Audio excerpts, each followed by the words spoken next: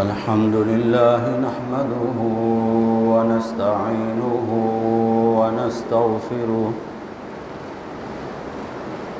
ونستغفره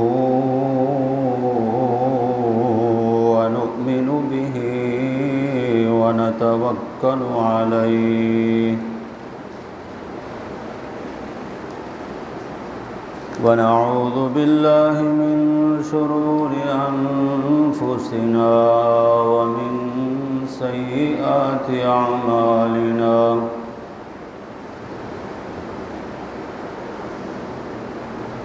من يهده الله فلا مضل له ومن يضلله فلا هادي له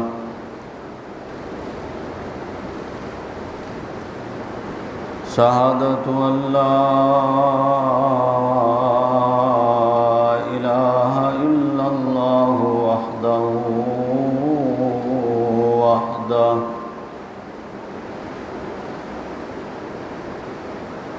وحده لا شريك له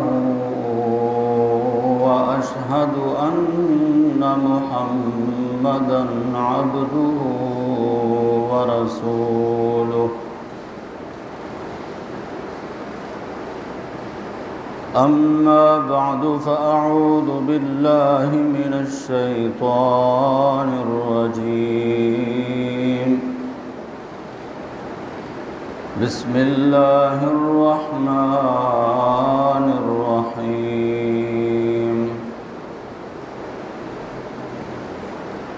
ظهر الفساد في البر والبحر بما كسبت أيدي الناس ليذيقهم بعض الذي عملوا لعلهم يرجعون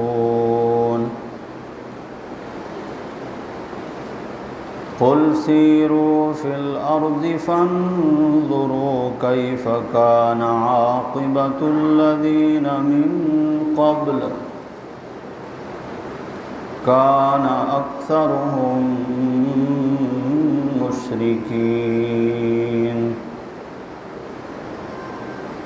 فأقم وجهك للدين القيم من قبل أن يأتي يوم لا مرد له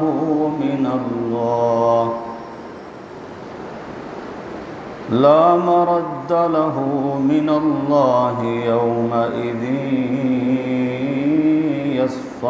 يصدعون سبحان ربك رب العزة عما يصفون وسلام على المرسلين والحمد لله رب العالمين اللهم صل على محمد وعلى آل محمد كما صليت على إبراهيم وعلى آل إبراهيم إنك حميد مجيد اللهم بارك على محمد وعلى آل محمد كما باركت على إبراهيم وعلى آل إبراهيم إنك حميد مجيد بزرگان محترم، برادران عزیز، سورۃ الروم کی 3 آیات آپ کے سامنے تلاوت کی ہیں۔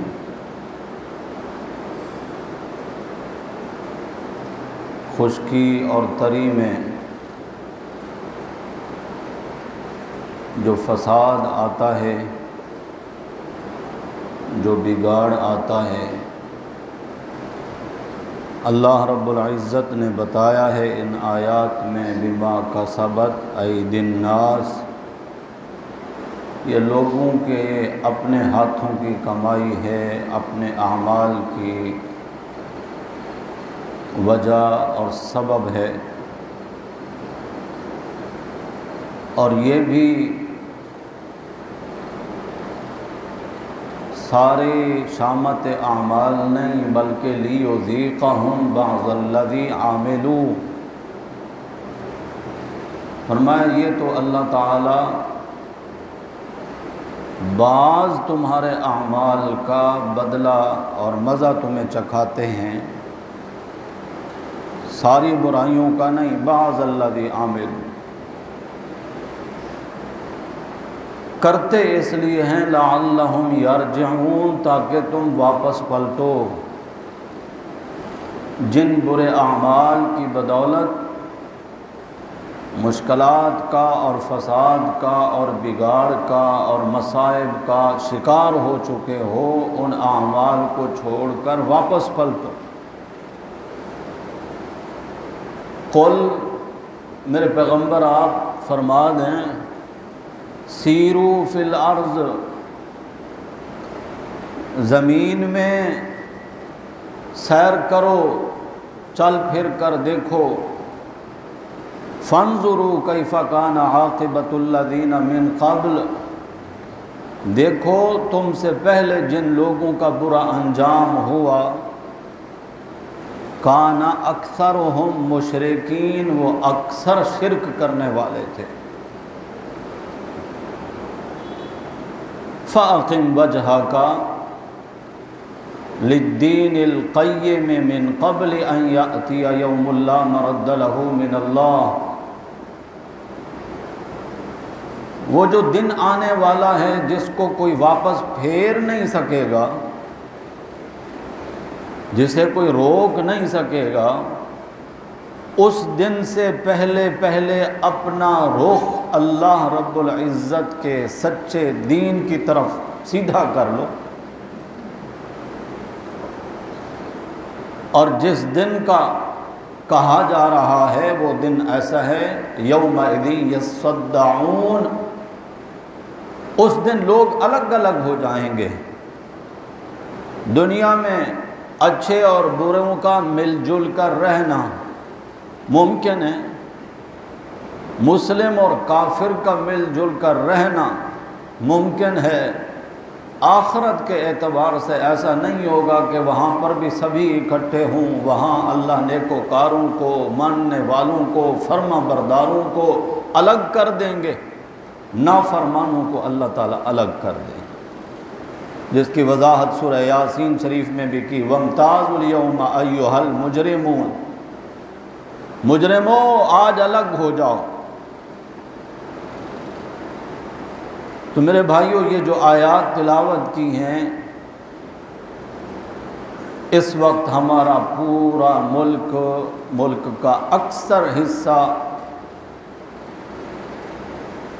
بہت بڑی آزمائش، بارشوں اور سیلابوں کی نظر ہو چکا، کروڑوں کی تعداد میں ہمارے پاکستانی اور مسلمان بھائی انتہائی مشکل اور پریشانی کا شکار ہیں، سینکڑوں اس دار فانی سے پانی کے اندر غرق ہو کر چلے گئے، لاکھوں لوگ بے گھر ہو گئے۔ تھوڑا ہی عرصہ پہلے اسی خطے میں اجتماعی طور پر نمازیں پڑھ پڑھ کر اللہ سے بارشیں مانگ رہے تھے۔ ہمارا جو بہاولپور کے نزدیک روہی کا علاقہ ہے، ریگستان جس طرح سندھ میں تھر کا علاقہ ہے، وہاں پر انسان اور جانور پیاس کی وجہ سے مر گئے کہ پانی نہیں تھا۔ پھر اللہ رب العزت کی اپنی مشیت میں یہ ہوا کہ اب اتنا پانی آیا ہے کہ وہی پانی ہماری غرقابی کا سبب بن رہا ہے۔ یہ جو اچانک سے فساد آیا ہے، بگاڑ آیا ہے زمین میں، اس کا سبب کیونکہ قرآن مقدس ایسی کتاب ہے ہر سوال کا جواب دیتی ہے، حالات جس طرح کے بھی ہوں، شرط یہ ہے کہ قرآن کو سمجھنے والا ہو، قرآن کی زبان کو سمجھنے والا ہو۔ قرآن نتیجہ نکال کے صاف بتا دیتا ہے۔ ابھی جیسے میں نے آیت پڑھی ہے، یہ سورہ روم میں 21ویں پارے میں، اور اس کی آیت نمبر 41، 42، 43، 3 آیتیں میں نے پڑھی ہیں۔ اس میں اللہ رب العزت نے خشکی اور تری میں فساد کا جو سبب بتایا، فرمایا بما کسبت ایدی الناس، یہ لوگوں کے اپنے کرتوت ہیں، اپنے اعمال ہیں، اپنے کردار ہیں، اور یہ بھی تمہاری ساری بداعمالیوں کا نتیجہ نہیں ہے۔ لیذیقہم بعض الذی عملوا، بعض تمہارے عمل پر اللہ نے تھوڑی سی رسی کھینچی ہے، ورنہ حقیقتاً اگر اللہ رب العزت پکڑنے پہ آئیں تو اس وقت کوئی انسان ایک لقمے کا بھی حقدار نہیں ہے۔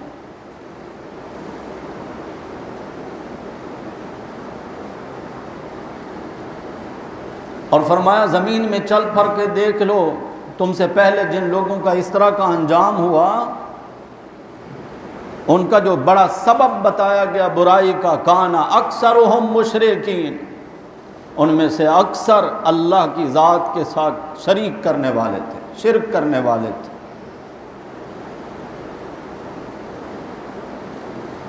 ہم اور آپ جہاں بیٹھے ہیں، ہم تصور نہیں کر سکتے ان لوگوں کی تکالیف کا جو اس وقت ان مصائب کا شکار ہیں، مشکلات کا شکار ہیں۔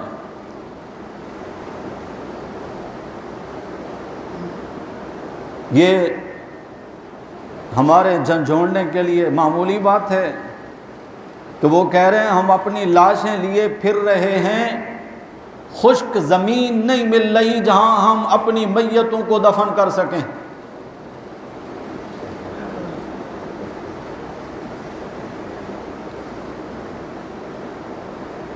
اور گاؤں دیہات کی بالخصوص ہماری یہ جو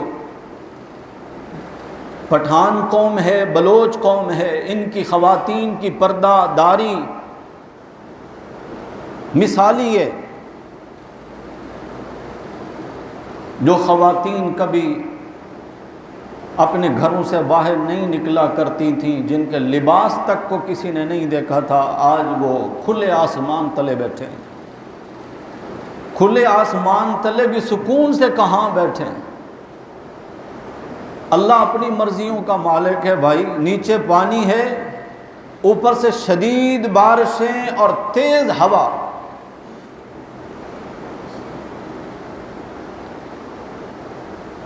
یہ ہمارے اعمال ہیں۔ یقیناً مجھے اپنے گریبان میں جھانکنا ہوگا کہ میرے کس گناہ کی وجہ سے، میری کس بدعمالی کی وجہ سے اللہ کی طرف سے یہ ہم پر مصیبت آئی ہے۔ سورہ شورى 25ویں پارے میں اللہ کہتے ہیں وَمَا أَصَابَكُم مِّن مُّصِيبَةٍ فَبِمَا كَسَبَتْ أَيْدِيكُمْ، کوئی بھی مصیبت تم پر ایسی نہیں آتی مگر وہ تمہارے اعمال کی وجہ سے آتی۔ وَيَعْفُو عَن كَثِيرٍ، اللہ کہتے ہیں بہت سارے تمہارے گناہ تو ہم ایسے ہی معاف کر دیتے ہیں۔ یعنی یہ مصائب سارے گناہوں کا نتیجہ نہیں، یہ تو کسی ایک گناہ کا نتیجہ ہے۔ کامیاب وہی شخص ہوگا، وہی مسلمان اور صاحب ایمان ہوگا جو اپنی ذات کی فکر میں لگ جائے گا کہ میرے اندر خرابی کہاں ہے۔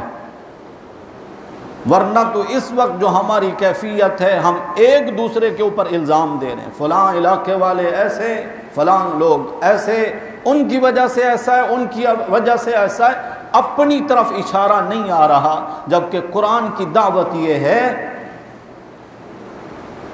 آپ سوچیں بھائی، دعوت فکر دے رہا ہوں بھائیوں کو، یہ میرے لیے بھی فکر کا مقام ہے۔ گناہ تو انسان کرتے ہیں نا، جانور بھی گناہ کرتے ہیں، کیڑے مکوڑے، چونٹیاں، حشرات الارض، یہ گناہ کرتے ہیں۔ لیکن یہ جو سیلاب آیا اس کا شکار صرف انسان ہوئے؟ بے زبان جانور، وہ کیڑے مکوڑے، آپ دیکھتے ہیں کہیں پر چونٹیوں کا ایک سوراخ، لاکھوں کی تعداد میں وہاں سے چونٹیاں نکلتی ہیں، اللہ جانے ان کی کتنی تعداد ہے۔ اور یہ جو اتنا بڑا خطہ بارشوں اور سیلابوں کا شکار ہے، کتنی مخلوق اس میں جن کی جائے پناہ رہائش ہم جانتے تک بھی نہیں، وہ سب بھی تو اسی سیلاب میں ہی غرق ہو گئے۔ بداعمالیاں تو انسان کی تھیں۔ تو گناہ کسی کا بھی ہو سکتا ہے، جب اللہ کی طرف سے عذاب آتا ہے، آزمائش آتی ہے، اس میں پھر یہ نہیں دیکھا جاتا کہ صرف اسی کو لپیٹ میں لینا ہے اور اس کو چھوڑ دینا ہے، اس کی لپیٹ میں پھر سارے ہی آتے ہیں۔ غالباً امام شافعی رحمۃ اللہ علیہ کا واقعہ ہے، بچپن میں پڑھا تھا، صحیح طرح یاد نہیں آ رہا۔ بچے روئے جا رہے ہیں، ایسا لگتا ہے کہ رخساروں پر لائنیں پڑ جائیں گی۔ استاد نے کہا کیوں روتے ہو؟ کہنا اللہ کے خوف سے ڈرتا ہوں، اللہ کا خوف ہے، اللہ کے عذاب سے ڈر لگ رہا ہے۔ استاد نے کہا بیٹا آپ معصوم ہیں، آپ کے کوئی گناہ ہے ہی نہیں، نہ ابھی آپ فرائض کے مکلف ہیں، آپ کے اوپر تو احکامات بھی ابھی اسلام کے لاگو نہیں ہوتے، آپ کیوں اس قدر روتے ہیں؟ فرمایا میں اپنی امی کو دیکھتا ہوں، جب وہ آگ جلانے لگتی ہے تو چھوٹی لکڑیاں پہلے لگاتی ہے تاکہ ان کو آگ پکڑے، اور بڑی لکڑیوں کو پھر اچھے طریقے سے آگ پکڑے۔ مجھے ڈر لگتا ہے کہ کہیں اللہ ایندھن بنانے کے لیے مجھے نہ آگ میں جھونک دے۔ غور و فکر کی بات ہے۔ ایک بات ان کے ذہن میں آ گئی، وہ ان کو رلائے جا رہی ہے۔ یہ جو قرآن دعوت دے رہا ہے، قل سیروا فی الارض، نکلو سیر کرو، لیکن دیکھنا کیا ہے؟ فانظروا کیف کان عاقبۃ الذین من قبل، دیکھو ان لوگوں کا انجام جن کے ساتھ تم سے پہلے ایسا ہو چکا ہے۔ یہ دعوت جو دی ہے، پھر ان قوموں کے قرآن تذکرے کرتا ہے، کبھی قوم عاد کا تذکرہ کرتا ہے، کبھی قوم سمود کا تذکرہ کرتا ہے، کبھی اصحاب مدین کا تذکرہ کرتا ہے قرآن، کبھی قوم نوح کا تذکرہ کرتا ہے۔ کون سا ان کا گناہ تھا؟ ایک ایک گناہ کے سبب جس کو قرآن نے اجاگر کیا ہے، نمایاں کر کے بیان کیا ہے، وہ گناہ ان کی ہلاکت کا سبب بنا۔ قوم لوط ہے، بدفعلی، ہم جنس پرستی، قرآن نے اس کو کھول کھول کے بیان کیا کئی مقامات پر۔ اس ایک گناہ کی سبب اللہ نے فرشتوں کو بھیجا، جتنی زمین کے خطے میں وہ قوم رہتی تھی، نیچے سے فرشتوں نے پروں کے ذریعے اس پوری زمین کو ہی اٹھا لیا، آسمان کے قریب لے جا کر اس کو الٹا پلٹ دیا، لوگ نیچے زمین اوپر، اور پھر انزلنا من السماء حجارۃ من طین، پھر اللہ کی طرف سے ان کے اوپر پتھروں کی بارش کی گئی۔ وہ گناہ ہمارے اندر نہیں ہے۔ قوم نوح بزرگوں کی پہلے تصویریں بنائیں، پھر مورتیاں بنائیں، پھر ان کے سجدے کرنے لگے۔ 5 بزرگ تھے، اللہ سورہ نوح میں ان کے نام گنتے ہیں: ود، سواع، یغوث، یعوق، نصر حضرت شیس علیہ السلام کی اولاد میں یہ نیک بزرگ تھے، اللہ والے تھے۔ جب یہ دنیا سے چلے گئے، بخاری شریف میں سورہ نوح کی تفسیر میں خود اللہ کے رسول صلی اللہ علیہ وسلم نے اس بات کو واضح کر کے بیان فرمایا۔ تو شیطان انسان کے لباس میں نیک لوگوں کی شکل و صورت بنا کر ان کے پاس آیا کہ تم ہر وقت ان اللہ والوں کو یاد کر کے روتے رہتے ہو کہ وہ اللہ والے تھے، ہمیں اللہ کی باتیں سنایا کرتے تھے، اللہ سے ہمیں ملایا کرتے تھے، ہماری کوئی برائی ہوتی تو ہمیں متوجہ کیا کرتے تھے، ہمیں تبلیغ کیا کرتے تھے، وہ نہیں رہے، ان کو یاد کر کر کے روتے رہتے ہو۔ کوئی بات نہیں، وہ چلے گئے ہیں، میں بھی ان کا ساتھی ہوں، نعوذ باللہ، کیونکہ شکر و حلیہ ان جیسا بنا کر آیا۔ اس لعنتی کو اللہ نے یہ طاقت دی ہے کہ وہ کوئی سا بھی حلیہ اور روپ اختیار کر سکتا ہے۔ تم ایسا کرو، ان کی تصویریں بناؤ، اور جہاں جہاں محافل قائم کرتے ہو وہاں ان کی تصویریں رکھ دو، اور تصور یہ کرو کہ وہ ہمارے ہاں موجود ہیں۔ بس جب ایسا کرو گے تو پھر کوئی مسئلہ ہی نہیں۔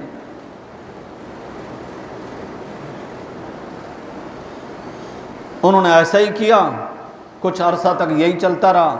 یہ تصویریں بنانے والے، مورتیاں بنانے والے جب چلے گئے، ان کی اولادوں نے یہ سمجھ لیا کہ ہمارے آباء و اجداد انہی کے سامنے سجدے کیا کرتے تھے، منتیں مرادیں انہی سے مانگا کرتے تھے۔ یہ تھا قوم نوح کا شرک۔ حضرت نوح علیہ السلام قوم کے پاس دعوت لے کر آئے رب کی طرف سے، تبلیغ نوح۔ قرآن کہتے 950 سال، 9 صدیاں گزر گئیں قوم کو یہی سمجھاتے سمجھاتے، اے میری قوم کے لوگوں، سجدوں کے لائق وہ ہے جس نے پیشانی بنائی ہے، عبادت کے لائق وہ ہے جس کے ہم بندے ہیں، بندگی کے لائق وہ۔ قوم جب نہیں مانی، ایک دن تھک ہار کر اللہ کا پیغمبر رب سے فریاد کرنے لگا، رب لا تذر علی الارض من الکافرین دیارا، اللہ اس زمین کو ان کافروں سے پاک کر دے، ایک کو بھی زندہ نہ چھوڑ۔ اللہ کی طرف سے عذاب آیا۔ نوح علیہ السلام کو اللہ نے فرما دیا کشتی تیار کر لیں۔ آپ خود بڑھئی کا کام کرتے تھے، آپ اس کو انگلش میں کہتے ہیں کارپینٹر۔ خشکی میں جہاں دور دور تک دریاؤں نہروں کا نام نہیں، نوح علیہ السلام کشتی بنا رہے ہیں۔ کافر وہاں سے گزرتے، مذاق اڑاتے۔ اب روڈوں پر بھی کشتیاں چلیں گی؟ ارے کشتیاں تو دریاؤں میں چلتی ہیں۔ جب وہ ہنستے تو آگے سے نوح علیہ السلام ان کو جواب دیتے، آج تم ہم پہ ہنس رہے ہو، وقت آنے والا ہے ہم تمہیں دیکھ کر ہنسیں گے۔ 12ویں پارے میں سورہ ہود میں اللہ نے اس کو مکمل بیان کیا۔ جب اللہ کی طرف سے حکم آیا نا، وہ یہی عذاب تھا بھائیو جو اس وقت جس کا ہم شکار ہو چکے ہیں۔ قیل یا ارض ابلعی ماءک ویا سماء اقلعی وغیض الماء،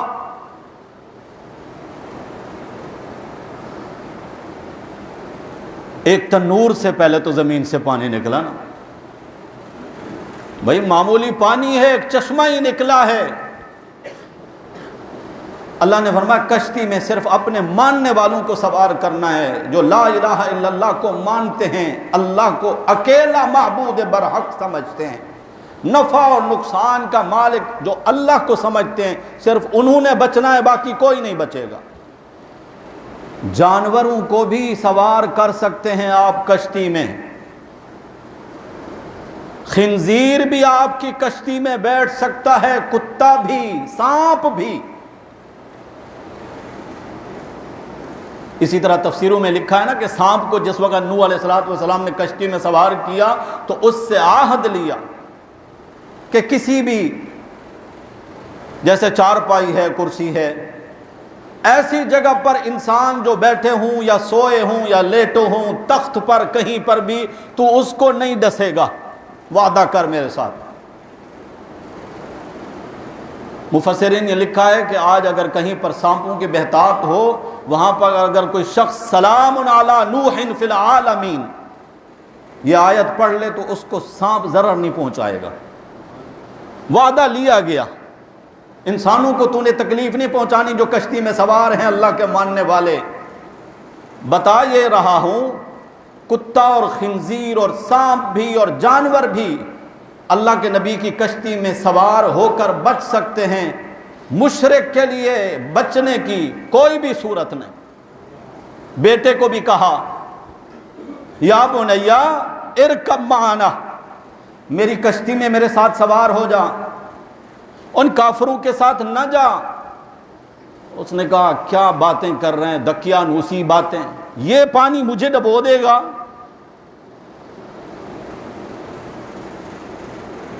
آپ دیکھ نہیں رہے ابا جان، وہ جو اونچی چوٹی نظر آ رہی ہے پہاڑ کی، میں اس کے اوپر چڑھ جاؤں گا۔ سآوی الی جبل یعصمنی من الماء، میں جب پہاڑ پہ چڑھ جاؤں گا تو پانی سے بچ جاؤں گا۔ اللہ کے نبی نوح علیہ السلام بیٹے کو کہہ رہے ہیں لا عاصم اليوم من امر اللہ الا من رحم، آج کے دن کسی نے نہیں بچنا اللہ کے حکم سے، بچے گا وہی جس پر اللہ رحمت فرمائیں گے۔ حال بینہم الموج فکان من المغرقین، اللہ نے پانی کو بیچ میں حائل کر کے پردے کے پیچھے سے اللہ کے نبی نوح علیہ السلام کے بیٹے کو پانی میں غرق کر دیا۔ فانظروا کیف کان عاقبۃ الذین من قبل کان اکثرهم مشرکین، فرمایا زمین میں چل پھر کے دیکھو، جن لوگوں کا ایسا انجام ہوا ان میں اکثر شرک کرنے والے تھے۔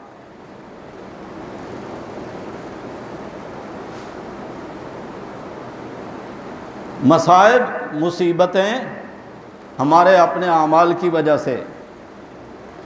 کون سا ایسا گناہ جو پہلی قوموں میں ہے اور ہم میں نہیں؟ شعیب علیہ السلام کی قوم کا جو جرم قرآن نے نمایاں کر کے بتایا ہے،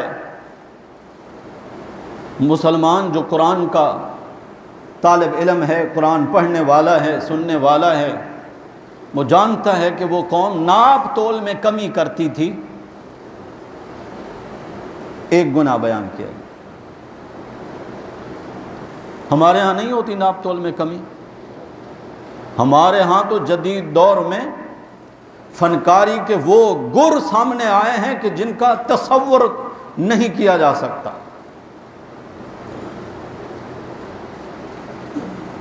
مرغیوں کے ٹرک لوڈ کر کے کانٹے سے وزن کرانا تھا، وزن کرا کے پرچی بنوا کے آگے دینی تھی دکاندار کو کہ اتنا کلو اتنے من مرغی ہے، اب یہ وزن کیسے بڑھایا جائے؟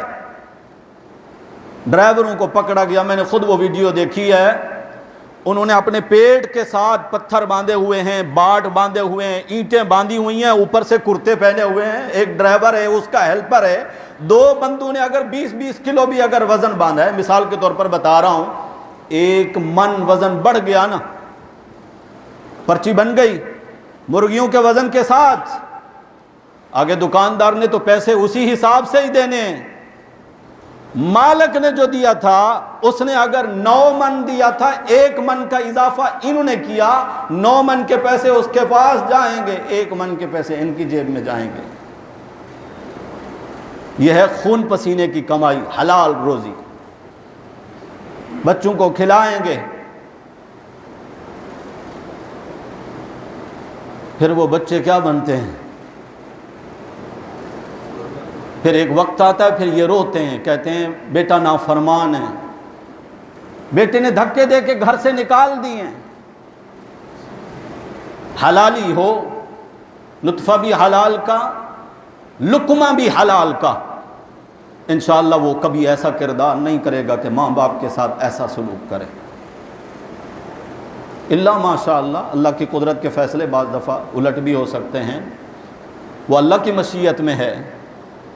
من حیث القوم، ہر بندہ اپنے اپنے مقام پہ فرعون ہے، بس چلنا ہے، بس جہاں بھی اس کو موقع ملے نا،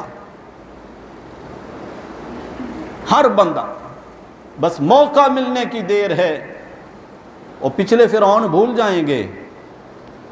میرے بھائیوں، اس وقت ضرورت ہے اجتماعی طور پر یکسو ہو کر ہر بندہ، میں آپ، ہم یہ سمجھیں کہ میرے گناہوں کی وجہ سے میرے ملک پر یہ آفت آئی ہوئی ہے۔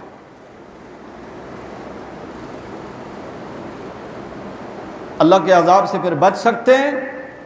قرآن کہتا ہے بالکل بچ سکتے ہیں۔ قوم یونس کا تذکرہ پڑھ لینا سورہ یونس میں، جہاں 11واں پارہ ختم ہو رہا ہے، آخری صفحہ اس کا چھوڑ کے اس سے پہلے صفحے پہ آ جائیں، کوئی سا ترجمے والا قرآن اٹھا کے دیکھ لیں، یہ صرف اکیلی قوم ہے یونس علیہ السلام کی، انہوں نے عذاب کو آتا دیکھ لیا، جس عذاب کا ان کو بتایا گیا تھا۔ قوم سمجھ گئی کہ اب اللہ کے عذاب سے بچنا مشکل ہے، ممکن نہیں، سوائے اس کے کہ اللہ کے سامنے عاجزی کر کے اپنے گناہوں کی معافی مانگ لی جائے۔ بچے، خواتین، بوڑھے، مرد، سبھی، حتیٰ کہ جانوروں کو بھی ہانک کر کھلے میدان میں لے آئے اور اللہ کے سامنے عاجزی کرتے ہوئے معافیاں مانگنے لگے۔ آیا ہوا عذاب اللہ نے واپس لے لیا۔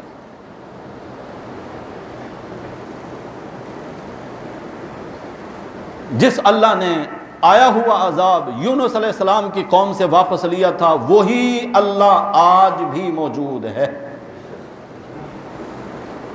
وہ رحمان اور رحیم پہلے بھی تھا، یونس علیہ السلام کی قوم کے دور میں بھی تھا، آج بھی ہے۔ اس کی رحمت اور مہربانی قیامت کے دن تک چلے گی، قیامت کے بعد بھی ہوگی۔ شرط یہ ہے کہ ہم خود عاجزی کے ساتھ اپنے گناہوں کا، اپنے جرائم کا اعتراف کر کے اللہ سے معافی مانگیں۔ نبی اکرم صلی اللہ علیہ وسلم فرماتے ہیں،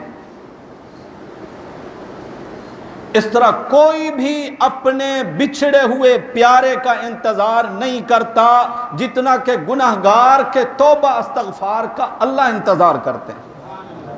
میرا بندہ واپس پلٹ آئے، واپس پلٹ آئے، پھر دعوت دیتا ہے، اللہ خود دعوت دیتا ہے، یا عبادی، یہ انداز دیکھیں، یا عبادی، اے میرے بندو۔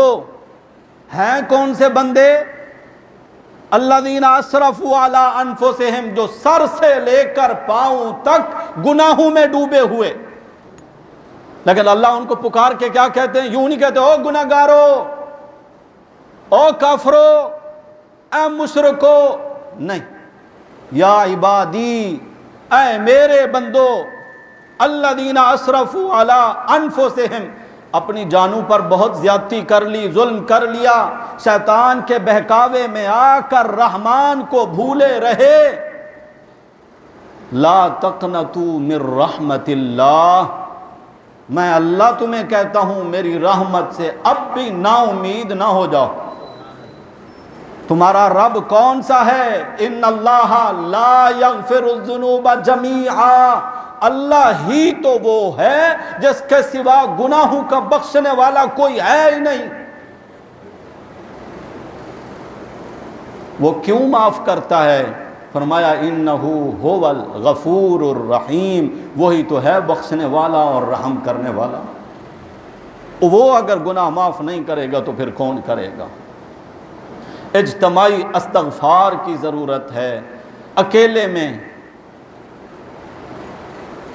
جہاں سیلاب آئے ہیں وہاں کے لوگ، میں نے جس طرح شروع میں عرض کیا، وہ پانی مانگ رہے تھے، وہ بارشیں مانگ رہے تھے، نماز استسقاء جماعت کے ساتھ پڑھ رہے تھے، وہی پانی آج ان کے لیے وبال بن گیا۔ وہاں دریا بپھر سکتے ہیں، یہاں سمندر نہیں بپھر سکتا۔ یہ کس کی کنٹرول میں؟ وہ اگر مصائب کا شکار ہیں اللہ ان کی مشکلات کو آسان فرمائے۔ قومی طور پر بے حسی کی مثال قائم ہو گئی،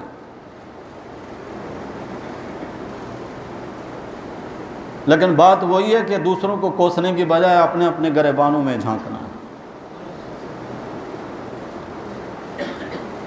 ہم یہاں کے کچھ احباب کے تعاون سے وہاں کام کر رہے ہیں تو بتا رہے تھے چند دن پہلے جو ترپال اور خیمہ 800 روپے کا مل رہا تھا، آج دکاندار 4,500 روپے میں دے رہا۔ کیا سمجھتا ہے وہ کہ ان کے اوپر آئی ہے، میرے اوپر نہیں آئے گی؟ یہ قاری صاحب آئے ہیں آپ کے پاس، مسجد انتظامیہ نے کل خصوصی طور پر مجھے کہا ہے پچھلے مہینے بھی مسجد کے اخراجات میں قرض لے کر ضرورت کو پورا کیا گیا، کم از کم بھی آج احباب جو ہے زیادہ سے زیادہ تعاون کریں، 20,000 روپے تو آج ہو جانے چاہیے۔ اللہ آپ کو توفیق دے اور اللہ آپ کا دیا ہوا مال قبول فرمائے، آپ کو اس طرح اللہ نوازے جس کا آپ تصور نہ کر سکیں، اور اللہ قادر ہے، اللہ قادر ہے۔ تو بھائیو، یہ المیہ ہے، اس وقت پورے ملک میں مذہبی تنظیمیں، رضاکار، فداکار لگے ہیں، جگہ جگہ امدادی کیمپ بھی لگائے ہیں، تعاون کی اپیلیں بھی کر رہے ہیں۔ کوشش کریں، اپنا حصہ ضرور ڈالیں، اگرچہ آپ 1 بوتل پانی کے پیسے دے سکتے ہیں۔ میں قسم کھا کے کہہ سکتا ہوں بھائیو، آپ سمجھنے کی کوشش کریں کہ وہاں جن کے پاس پانی نہیں ہے ان کے لیے 1 بوتل پانی کی کیا قدر و قیمت ہے، جن کا کچھ نہیں بچا، نہ گھر، نہ سامان، نہ کپڑے، حتیٰ کہ پورے خاندان ختم ہو گئے۔ ایک بڑھیا روتے ہوئے گلے لگ گئی اینکر کے ساتھ کہ میرے 2 بیٹے، دونوں بہو، 2 پوتے پانی کی نظر ہو چکے ہیں، جن کی لاشیں تک بھی نہیں ملی ہیں۔ پانی کہاں ان کو بہا کر لے گیا ہے۔ ایک عالم ساتھی بتا رہے تھے کہ ہم نے ان متاثرین کے لیے چاولوں کا، کھانے کا انتظام کیا کہ چلو ان کو کھانا دیا جائے۔ کہتے پڑوس کے گاؤں کے تھے، جاننے والے لوگ ہیں۔